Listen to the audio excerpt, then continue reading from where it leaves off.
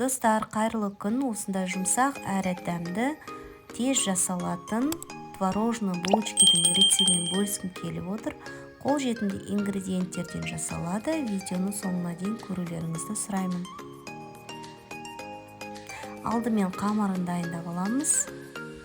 Бізге қажетті творог, үй температурасындағы сары май, қамыр қопсытқыш, бір дана жұмыртқа, қантты салып, жақсылап араластырамыз.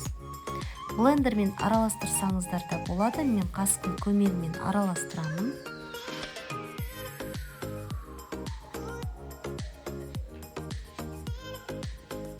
Енді осылай жақсылап араластырып алған массаға ұнымызды саламыз.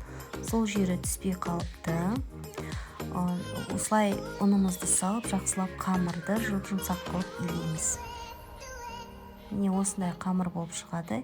Екі бөлшекке бөліп, осылай қамырымызды жаямыз. Кішкене ұн сеуіп жаямыз.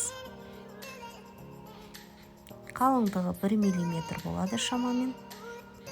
Жайылған қамырымызды осылай ұзынша етіп кесіп аламыз.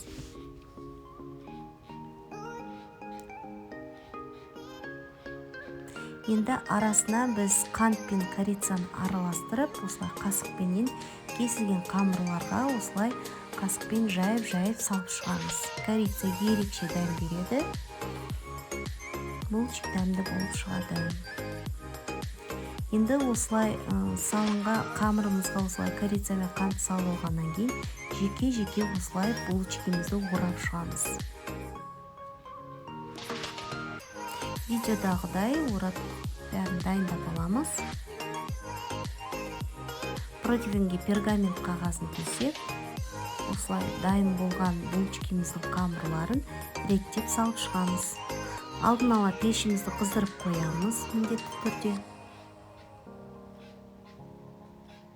Осындай енді барлығын салып болғаннан кейін пешке 160 градусқа 30 минутта булочкаларымызды пісіріп аламыз.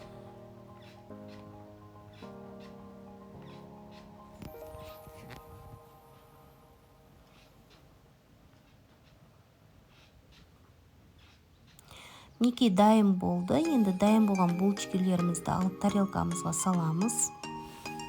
Бетіне қант ұнтағын себеміз.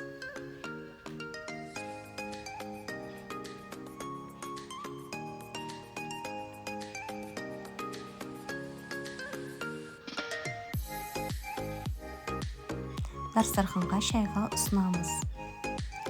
Достар, міндетті түрде осы рецептпен дайындап көрсеңіздер болады. Сіздерге ұнайды деген ойдамын. Булочкидің иісі енді керемет, дәмі де керемет. Каналыма тіркеліп лайк басып комментарий қалдыруды ұмытпаңыздар. Сіздермен болған мен Жанар. Барлықтарыңызға ас болсын.